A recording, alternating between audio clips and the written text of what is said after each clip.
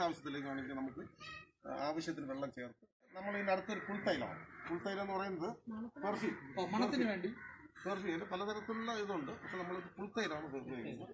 ഇതിൻ്റെ പെർഫ്യൂമാണ്.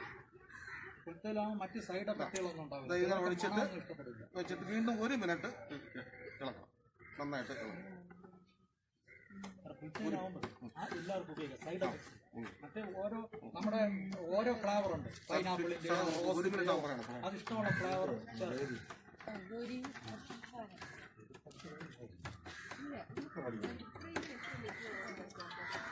12 ലിറ്ററാണ് ഹാർഡായിട്ട് 12. പക്ഷെ നമുക്ക് കൂടുതൽ ഒരു 20 ലിറ്റർ വരെ വേണമെങ്കിൽ ഉപയോഗിക്കാം.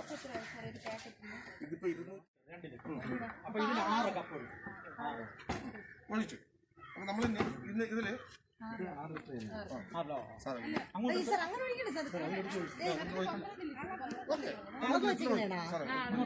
ഇത് ചായ അടിക്കുമ്പോൾ അങ്ങോട്ടും ഇങ്ങോട്ടും അടിക്കണം.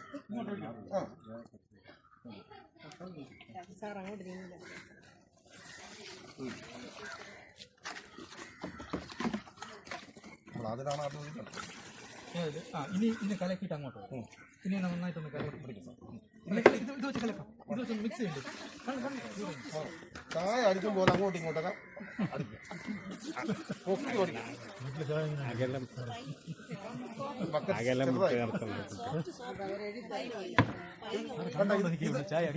നല്ല കട്ടിയാണ്. കെമിക്കലാണ്. അതുകൊണ്ട് ഇത് ശരിക്കും പറഞ്ഞാൽ നല്ല കട്ടിയാണ്. ഇതൊരു 20 വേണമെങ്കിൽ നമുക്ക് നേർപ്പിച്ച് ഒരു 12 ലിറ്ററിന്റെ. ഇതിപ്പോ നമുക്ക് 220 അല്ലേ ചെലവ്? 220. അപ്പം 20 ലിറ്റർ ആണെങ്കിൽ 800 രൂപയുടെ സാധനം നമുക്ക് കിട്ടും. ഒരു 40 രൂപ വെച്ചാണെങ്കിൽ 20 ബോട്ടിലാകുമ്പോൾ 800 രൂപയായി.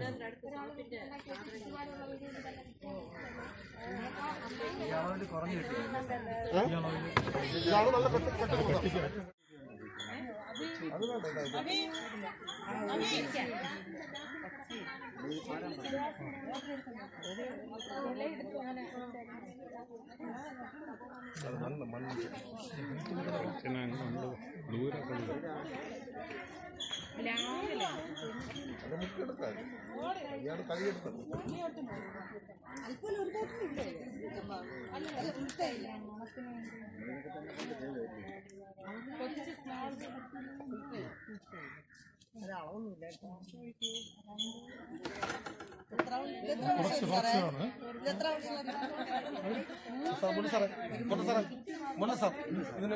ഒരു 10 ml.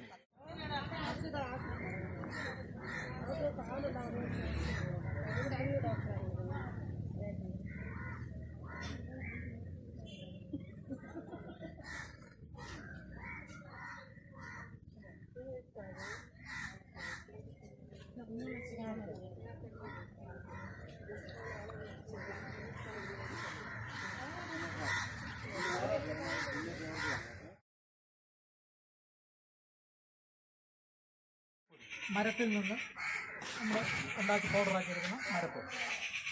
ഇത് ജിഗിറ്റ് പൊടി എന്ന് പറയുന്നത്. ഇതിൻ്റെ മലയാളം കുളമാവെന്ന് പറയും. വനങ്ങളിൽ കാണുന്ന ഒരു നമ്മുടെ സാധാരണ മാവ് പോലെ തന്നെ. പക്ഷേ ഇതിൻ്റെ പ്രത്യേകത എന്ന് പറഞ്ഞാൽ നല്ല പശയുള്ള പൊടിയാണ്. ഇപ്പോൾ ഉദാഹരണത്തിന് നമ്മുടെ ഈ മൈദ മാവൊക്കെ മൈദ കുറുക്കിയെടുക്കുന്നില്ല, അതേപോലെ നല്ല പശയുള്ള ഒരു പൊടിയാണ് ജിഗിറ്റ് പൗഡർ എന്ന് പറയുന്നത്. ഇത് മാവിൻ്റെ പൊടിയാണ്, പക്ഷേ കുളമാവാണ്. നമ്മുടെ മാങ്ങ കായ്ക്കുന്നതല്ല, വനത്തിലുള്ള കുളമാവെന്ന ഒരു വൃക്ഷത്തിൻ്റെ പൊടിയാണ് ജിഗിറ്റ് പൗഡർ എന്ന് പറയുന്നത്. അപ്പോൾ ഈ ജിഗിറ്റ് പൗഡർ എന്ന് പറയുന്നത് നമ്മുടെ ഇതിപ്പോൾ ഇനി ഇതിനാവശ്യമായ സ്റ്റിക്ക, ഇത് മുളയിൽ നിന്ന് കീറിയെടുക്കുന്നത്. അപ്പോൾ ഈ സ്റ്റിക്കിൽ ഈ പൗഡർ ഈ മരപ്പൊടിയും കരിപ്പൊടിയും കൂടി നന്നായിട്ട് മിക്സ് ചെയ്ത് അത് ശരിക്കും അതിന് പശ ഉണ്ടാകാൻ വേണ്ടിയാണ് ഈ ജിഗിറ്റ് പൗഡർ ചേർക്കുന്നത്. അപ്പോൾ ഇത് രണ്ടും സമം എടുത്ത് നന്നായിട്ട് നമ്മുടെ ചപ്പാത്തിക്ക് മുമ്പ് ഗോതമ്പ് മാവ് എടുക്കുന്നത് പോലെ ഇതിൽ നിന്ന് 1 കപ്പ് ഇതിൽ നിന്ന് 1 കപ്പ് ഒരു പ്ലേറ്റിലെടുത്ത് നന്നായിട്ട് മിക്സ് ചെയ്യും. ആ മിക്സ് ചെയ്തതിൽ ഇത് 1 കപ്പ് എടുക്കണമെങ്കിൽ ഒരു 1.5 കപ്പ് ജിഗിറ്റ് പൗഡർ കൂടെ എടുക്കും. കാരണം ഇതിന് പശമ കിട്ടുന്നതിലേക്ക് വേണ്ടി. കാരണം അല്ലെങ്കിൽ ഇത് രണ്ടും കൂടെ കുഴച്ചെടുക്കുമ്പോൾ ഇത് പൊടിഞ്ഞു പോകും. ഈ സ്റ്റിക്കിൻ്റെ പുറത്ത് ഇത് പറ്റി നിൽക്കണമെങ്കിൽ ആ മാവിന് പശിമ ഉണ്ടാകും. ആ പശിമയ്ക്ക് വേണ്ടിയാണ് നമ്മുടെ ഈ ജിഗിറ്റ് പൗഡർ ചേർക്കുന്നത്. അപ്പോൾ ഇത് രണ്ടും ഓരോ കപ്പ് വീതം എടുത്ത് നന്നായിട്ട് മിക്സ് ചെയ്യുക. വെള്ളം ഒഴിക്കുന്ന പിന്നീട് ഇതിന്ന് 1 കപ്പ്, കരിപ്പൊടി 1 കപ്പ്, മരപ്പൊടി 1 കപ്പ്, ഇത് ഓരോ കപ്പ് നന്നായിട്ട് മിക്സ് ചെയ്യും. അതിൽ കൂടെ 1.5 കപ്പ് പശുമ കിട്ടുന്നതിലേക്ക് കൂടി ജിഗിറ്റ് പൗഡർ കൂടി ചേർക്കും.